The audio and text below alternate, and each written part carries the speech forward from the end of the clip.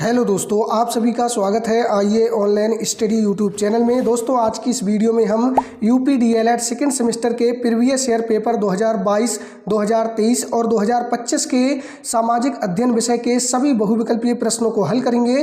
तो आप इस वीडियो को एंड तक ज़रूर देखिए, ये वीडियो आपके एग्जाम के लिए महत्वपूर्ण होने वाली है।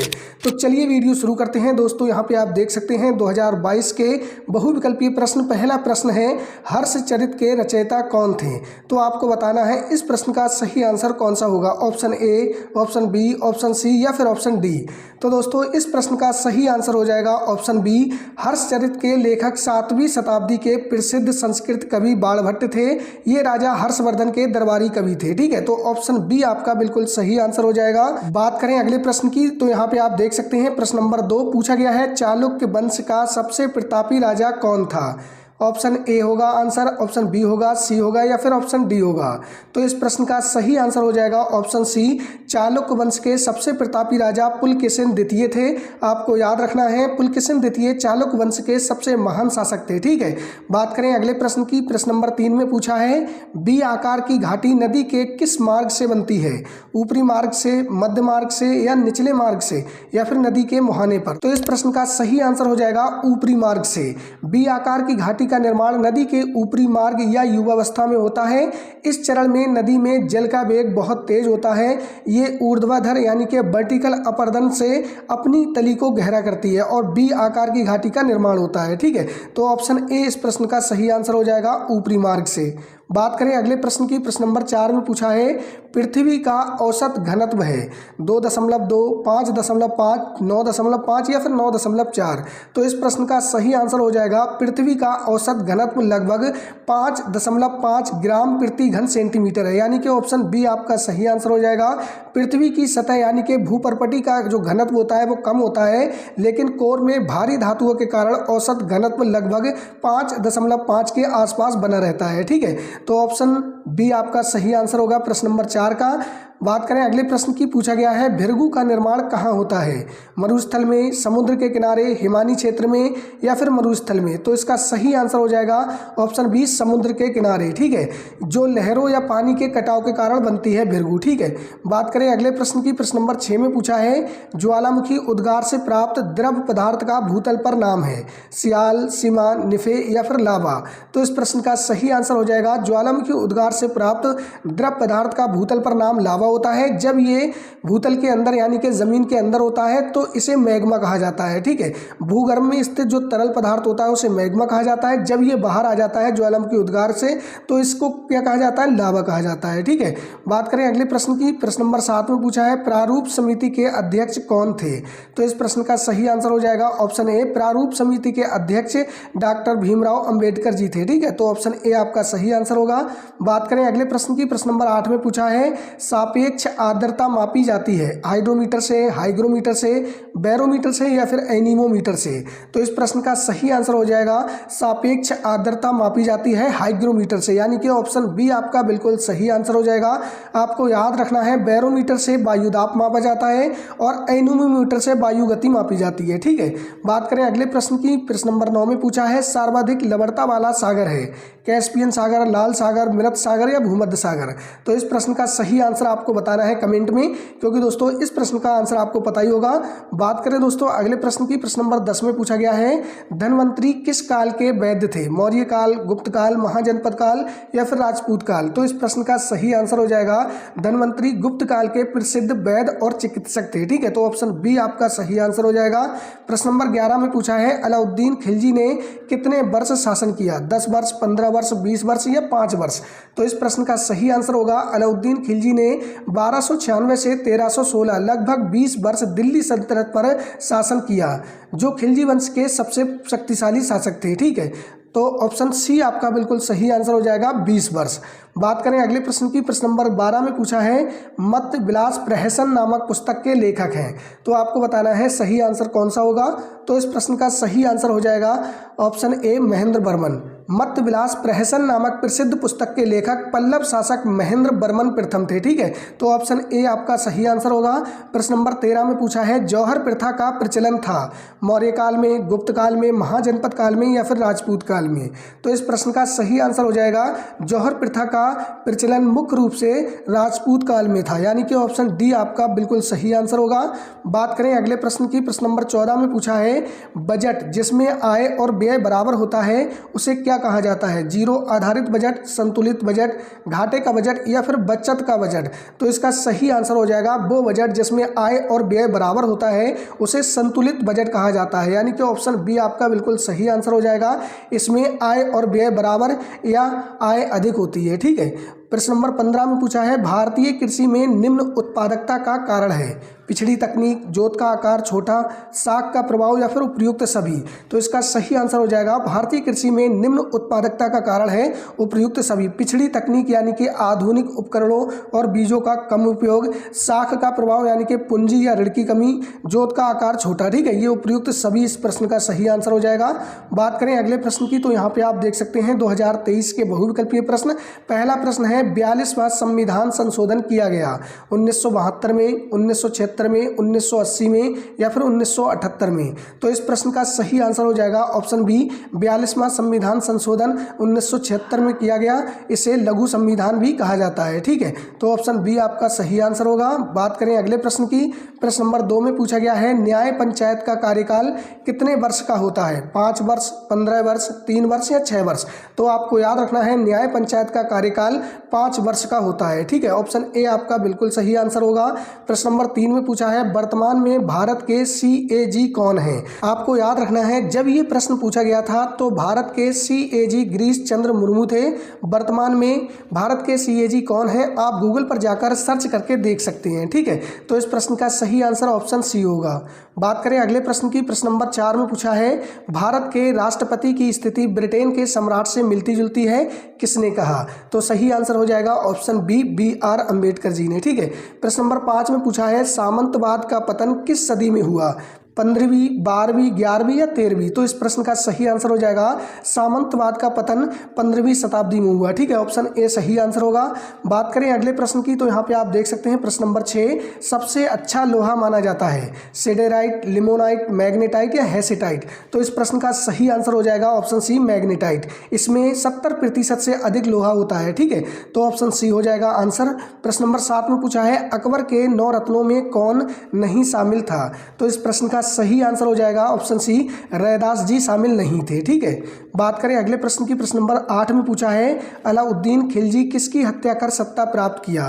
तो इस प्रश्न का सही आंसर हो जाएगा ऑप्शन बी जलालुद्दीन खिलजी। ठीक है, ये खिलजी वंश के संस्थापक थे। प्रश्न नंबर 9 में पूछा है जौहर प्रथा प्रचलित थी मौर्य काल में, गुप्त काल में, महाजनपद काल में या राजपूत काल में? तो इस प्रश्न का सही आंसर आपको पता ही होगा, ऑप्शन डी हो जाएगा राजपूत काल में। ठीक है, बात करें अगले प्रश्न की। प्रश्न नंबर 10 में पूछा है मुद्रा का नियमन कौन करता है? सेबी, RBI, ED या इरडा? तो इस प्रश्न का सही आंसर हो जाएगा मुद्रा का नियमन RBI यानी कि रिजर्व बैंक ऑफ इंडिया करती है। ठीक है, बात करें अगले प्रश्न की। प्रश्न नंबर 11 में पूछा है सिडबी का मुख्यालय है लखनऊ में, कानपुर में, इलाहाबाद में या जौनपुर में? तो इस प्रश्न का सही आंसर हो जाएगा सिडबी यानी कि भारतीय लघु उद्योग एवं विकास बैंक का मुख्यालय लखनऊ में है, यानी कि ऑप्शन ए आपका सही आंसर हो जाएगा।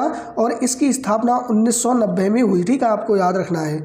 बात करें अगले प्रश्न की। प्रश्न नंबर 12 में पूछा गया है अजंता में गुफाओं की संख्या है 42, 20, 25 या 30। तो इस प्रश्न का सही आंसर हो जाएगा अजंता में गुफाओं की संख्या है ऑप्शन डी 30। ठीक है, प्रश्न नंबर 13 में पूछा है सबसे पहले भारत आने वाला चीनी यात्री। तो इस प्रश्न का सही आंसर ऑप्शन के हिसाब से होगा वो ऑप्शन ए हो जाएगा ह्यूनसांग। ठीक है, बात करें अगले प्रश्न की। प्रश्न नंबर 14 में पूछा गया है भारत में सर्वाधिक वर्षा वाला स्थान है चेरापूंजी, मौसिनराम, मेघालय या केरल? तो इस प्रश्न का सही आंसर हो जाएगा भारत में सर्वाधिक वर्षा वाला स्थान है मौसिनराम। ठीक है, ऑप्शन बी आपका सही आंसर होगा। आपको याद रखना है मौसिनराम मेघालय में स्थित है। ठीक है, प्रश्न नंबर 15 में पूछा गया है सूर्य का प्रकाश पृथ्वी तक पहुंचने में समय लगता है 5 minute 8 second, 6 minute 3 second, 4 minute 3 second या फिर 8 मिनट 3 सेकंड। तो आपको याद रखना है सूर्य का प्रकाश पृथ्वी तक पहुंचने में लगभग 8 मिनट 16 सेकंड का समय लगता है। यदि हम ऑप्शन के हिसाब से देखें तो ऑप्शन डी आपका बिल्कुल सही आंसर हो जाएगा 8 मिनट 3 सेकंड। ठीक है, बात करें अगले प्रश्न की तो यहाँ पे आप देख सकते हैं 2025 के बहुविकल्पीय प्रश्न। पहला प्रश्न पूछा गया है कलिंग विजय किसने की थी। तो इस प्रश्न का सही आंसर आपको बताना है कौन सा होगा, option A, option B, option C या फिर ऑप्शन डी। तो इस प्रश्न का सही आंसर हो जाएगा ऑप्शन सी, कलिंग पर मौर्य सम्राट अशोक ने विजय प्राप्त की थी, जिसके बाद व्यापक रक्तपात देखकर उन्होंने युद्ध नीति छोड़कर बौद्ध धर्म अपना लिया। ठीक है, तो ऑप्शन सी आपका बिल्कुल सही आंसर हो जाएगा। बात करें अगले प्रश्न की, प्रश्न नंबर 2 में आपसे पूछा है हर्षचरित के रचयिता कौन थे। तो बताइएगा इस प्रश्न का सही आंसर कौन सा होगा, option A, option B, option C या फिर ऑप्शन डी। तो इस प्रश्न का सही आंसर है आपका ऑप्शन बी। ठीक है, हर्षचरित के लेखक 7वीं शताब्दी के प्रसिद्ध संस्कृत कवि बाणभट्ट थे और ये राजा हर्षवर्धन के दरबारी कवि थे। ठीक है, आपको याद रखना है ऑप्शन बी आपका बिल्कुल सही आंसर हो जाएगा। प्रश्न नंबर 3 में पूछा गया है अलबरूनी किसके राज दरबार से संबंधित था। तो बताइएगा इस प्रश्न का सही आंसर कौन सा होगा, option A, option B, option C या फिर ऑप्शन डी। तो इस प्रश्न का सही आंसर आपका हो जाएगा ऑप्शन बी, महमूद गजनवी। आपको याद रखना है अलबरूनी 11वीं शताब्दी के प्रसिद्ध फारसी विद्वान और यात्री थे जो महमूद गजनवी के दरबार में रहते थे और इनकी एक प्रसिद्ध पुस्तक है किताब उल हिंद। ठीक है, अगर आपसे पूछा जाए किताब उल हिंद किसकी प्रसिद्ध पुस्तक है तो आपका आंसर होगा अलबरूनी। ठीक है, बात करें अगले प्रश्न की, प्रश्न नंबर 4 में पूछा है अढ़ाई दिन का झोपड़ा स्थित है दिल्ली में, लाहौर में, अजमेर में या काबुल में। तो आपका सही आंसर हो जाएगा अजमेर में। ठीक है, अढ़ाई दिन का झोपड़ा राजस्थान के अजमेर जिले में स्थित है जो ऐतिहासिक प्राचीन मस्जिद है। ठीक है, तो ऑप्शन सी आपका बिल्कुल सही आंसर हो जाएगा। प्रश्न नंबर 5 में आपसे पूछा गया है चोल शासकों की राजधानी कहाँ थी, कानपुर में, तंजौर में, उज्जैन में या धारा में। तो इस प्रश्न का सही आंसर होगा आपका ऑप्शन बी, चोल शासकों की मुख्य राजधानी तंजौर यानी कि तंजावुर में थी। ठीक है, तो ऑप्शन बी आपका सही आंसर हो जाएगा। बात करें अगले प्रश्न की, प्रश्न नंबर 6 में आपसे पूछा है सापेक्ष आर्द्रता मापी जाती है हाईमीटर से, हाइग्रोमीटर से, बैरोमीटर से या फिर एनीमोमीटर से। तो इस प्रश्न का सही आंसर होगा सापेक्ष आर्द्रता मापी जाती है हाइग्रोमीटर से, यानी कि ऑप्शन बी आपका बिल्कुल सही आंसर हो जाएगा। और दोस्तों यदि आपसे पूछा जाए पवन यानी कि हवा की गति को किससे मापा जाता है तो आपका आंसर होगा एनीमोमीटर। ठीक है, और दोस्तों यदि आपसे पूछा जाए वायु दाब या वायुमंडलीय दाब किससे मापा जाता है तो बैरोमीटर से। ठीक है दोस्तों, यदि अभी तक आपने वीडियो को लाइक नहीं किया है तो वीडियो को लाइक कर दीजिए और चैनल पर नए हैं तो ऐसे ही और वीडियो देखने के लिए चैनल को सब्सक्राइब भी कर लीजिए। प्रश्न नंबर 7 में पूछा है वायुमंडल में किस गैस की मात्रा सबसे अधिक है, ऑक्सीजन की, हाइड्रोजन की, नियॉन की या नाइट्रोजन की। सबसे अधिक पूछा गया है तो दोस्तों वायुमंडल में सबसे अधिक जो मात्रा है गैस की वो किसकी है, नाइट्रोजन की। ठीक है, कितनी है, लगभग 78% है और ऑक्सीजन की मात्रा कितनी है, लगभग 21% है। ठीक है, आपको याद रखना है तो सबसे अधिक किसकी है, नाइट्रोजन की। ऑप्शन डी आपका बिल्कुल सही आंसर हो जाएगा। बात करें अगले प्रश्न की, प्रश्न नंबर 8 में पूछा है भारतीय संविधान में कितनी अनुसूचियां हैं, 9, 10, 11 या 12। तो आपको याद रखना है भारतीय संविधान में वर्तमान में कुल 12 अनुसूचियां हैं और मूल संविधान में 8 अनुसूचियां थी। ठीक है, तो इस प्रश्न का सही आंसर हो जाएगा ऑप्शन डी 12। ठीक है, कौन सा हो जाएगा, ऑप्शन डी। बात करें अगले प्रश्न की, प्रश्न नंबर 9 में पूछा है सर्वाधिक लवणता पाई जाती है लाल सागर में, मृत सागर में, भूमध्य सागर में या फिर कैस्पियन सागर में। तो इस प्रश्न का सही आंसर हो जाएगा ऑप्शन बी, मृत सागर में। ठीक है, अत्यधिक उच्च लवणता के कारण इसका घनत्व बहुत अधिक होता है जिससे इसमें कोई व्यक्ति नहीं डूबता है। ठीक है, मृत सागर में क्या है, सर्वाधिक लवणता पाई जाती है। ठीक है, तो ऑप्शन बी आपका सही आंसर हो जाएगा।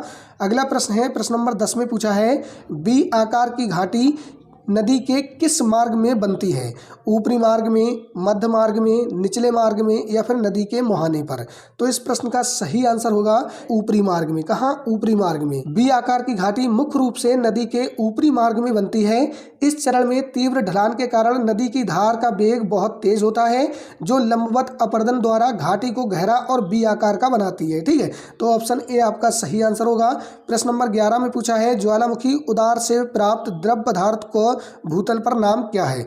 आपको बताना है ज्वालामुखी उद्गार से प्राप्त द्रव पदार्थ का भूतल पर नाम क्या है, सियाल, लावा, सीमा या डायोराइट। तो दोस्तों इस प्रश्न का सही आंसर होगा ज्वालामुखी उद्गार से प्राप्त द्रव पदार्थ का जो भूतल पर नाम होता है वो होता है लावा। क्या होता है, लावा होता है। ठीक है, आपको याद रखना है ज्वालामुखी उद्गार से प्राप्त गर्म द्रव पदार्थ जब पृथ्वी के धरातल यानी कि भूतल पर आता है तो उसे लावा कहा जाता है। यही पदार्थ जब धरातल के नीचे रहता है तो इसे क्या कहा जाता है, तो इसे मैग्मा कहा जाता है। क्या कहा जाता है, तो इसे मैग्मा मैग्मा कहा जाता है। ठीक है, और बात करें सियाल, सिमा और निफे, ये क्या है? ये पृथ्वी की आंतरिक परतें हैं। ठीक है, तो इस प्रश्न का सही आंसर कौन सा हो जाएगा? लावा हो जाएगा। ठीक है, बात करें अगले प्रश्न की। प्रश्न नंबर 12 में पूछा है गुलाम वंश का प्रथम सुल्तान कौन सा है? तो आपको बताना है गुलाम वंश का प्रथम सुल्तान कौन है। तो इस प्रश्न का सही आंसर होगा ऑप्शन बी, कुतुबुद्दीन ऐबक। गुलाम वंश के संस्थापक एवं प्रथम सुल्तान थे और आपको याद रखना है रजिया सुल्तान दिल्ली सल्तनत की पहली और एकमात्र महिला शासका थी। ठीक है, प्रश्न नंबर 13 में आपसे पूछा गया है सर्वाधिक गहराई वाला महासागर कौन सा है? प्रशांत महासागर, अटलांटिक महासागर, हिंद महासागर या फिर आर्कटिक महासागर? तो इस प्रश्न का सही आंसर हो जाएगा ऑप्शन ए, प्रशांत महासागर। दुनिया का सबसे बड़ा और सबसे गहरा महासागर है। इसका सबसे गहरा स्थान मैरियाना ट्रेंच में है जिसकी गहराई लगभग 11,000 मीटर है। ठीक है, तो ऑप्शन ए आपका इस प्रश्न का सही आंसर हो जाएगा। बात करें अगले प्रश्न की। प्रश्न नंबर 14 में पूछा गया है क्षुद्र ग्रह किनकी कक्षाओं के बीच में पाए जाते हैं? तो आपको बताना है जो क्षुद्र ग्रह पेटी है वो किन कक्षाओं के बीच में पाई जाती है। ठीक है, शनि और बृहस्पति ग्रह की कक्षाओं के बीच में, मंगल और बृहस्पति ग्रह की कक्षाओं के बीच में, पृथ्वी और मंगल ग्रह की कक्षाओं के बीच में, या फिर शनि और अरुण ग्रह की कक्षाओं के बीच में? तो इस प्रश्न का जो सही आंसर होगा वो आपका ऑप्शन बी हो जाएगा, मंगल और बृहस्पति ग्रह के बीच में पाई जाती हैं। ठीक है, ये क्षेत्र क्षुद्र ग्रह पेटी के नाम से भी जाना जाता है। ठीक है, तो क्षुद्र ग्रह किनकी कक्षाओं के बीच में पाए जाते हैं? मंगल और बृहस्पति ग्रह की। प्रश्न नंबर 15 में पूछा है संविधान सभा के अध्यक्ष के रूप में चुना गया। तो इस प्रश्न का सही आंसर होगा option C, doctor Rajendra Prasad ji को। संविधान सभा के स्थायी अध्यक्ष के रूप में डॉक्टर राजेंद्र प्रसाद जी को चुना गया था और संविधान सभा के अस्थायी अध्यक्ष डॉक्टर सच्चिदानंद सिन्हा जी थे। ठीक है, ऑप्शन सी इस प्रश्न का सही आंसर होगा। दोस्तों यदि आपको वीडियो अच्छी लगी हो तो वीडियो को लाइक जरूर करिएगा, चैनल पर नए हैं तो चैनल को सब्सक्राइब जरूर कर लीजिएगा ऐसे ही और वीडियो देखने के लिए।